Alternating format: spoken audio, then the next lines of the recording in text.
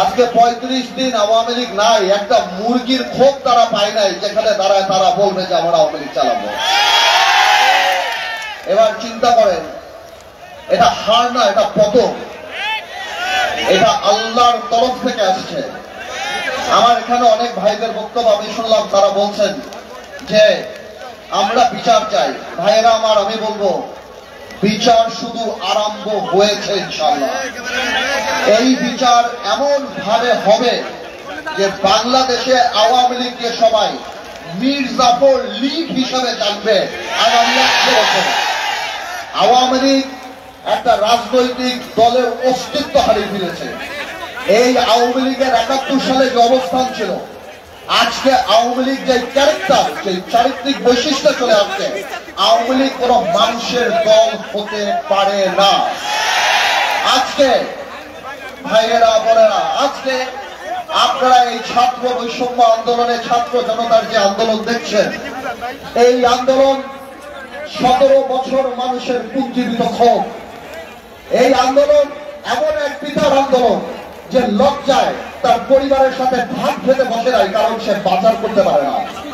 এই আন্দোলন সেই আন্দোলন যারা শেয়ার মার্কেটের সর্বস্ব হারিয়ে সুইসাইড করেছে, আত্মহত্যা করেছে। এই আন্দোলন সেই আন্দোলন যখন মানুষ বাজারে যাওয়া বন্ধ করে দিয়েছে, বলতো বাজারে গেলে আমরা লজ্জা পাই। এই আন্দোলন গত 17 বছরে আমরা জেল খেলেছি, আমাদের বিএনপির সচিবরা জেল খেলেছে। আজকে খালেদা জিয়ার মতো একটা নেত্রীকে কিভাবে বাড়ি থেকে বের করে এনে অপমান করার জন্য 2 কোটি টাকার জন্য জেল খাটিয়েছে। তারেক রহমানের স্ত্রী, তারেক রহমানের পরিবার সহ সবাইকে এই সরকার, গত সরকার, আওয়ামী দুঃশাসনের সরকার, 2টা মাত্র থিওরিতে বিশ্বাস করে।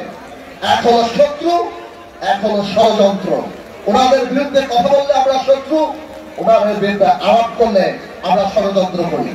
এই 17 বছরে তারা এই কাজ করে করে মানুষের মনের মধ্যে থেকে জায়গা এমন ভাবে তাদের চলে গিয়েছে যে তারা তো পুলিশ দিয়ে খালেদা জিয়ার বাড়ি খালি করেছিল। আজকে বাংলাদেশের জনগণ সেই গণভবনকে তাদের কবরের ভবন বানিয়ে দিয়েছে।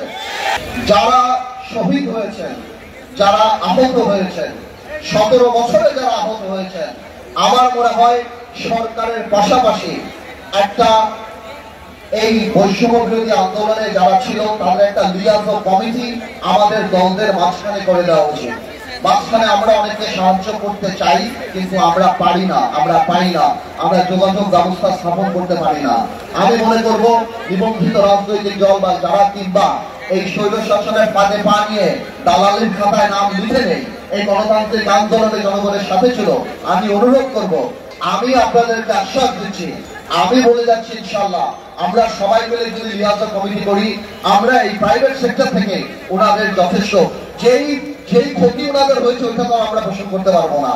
কিন্তু আমি সবসময় বলি, ইমোশন তো ভালো, তবে পুনর্বাসন ইমোশনের চেয়ে বেশি ভালো। আমি আমার বক্তব্য শেষ করার আগে একটা কথা বলি, এই বিজয় আমাদের সবার বিজয়। আমরা জানি কোনো কারণে এই শহীদদের আর যারা আত্মত্যাগ করেছে তাদের রক্তের সাথে বেইমানি না করি।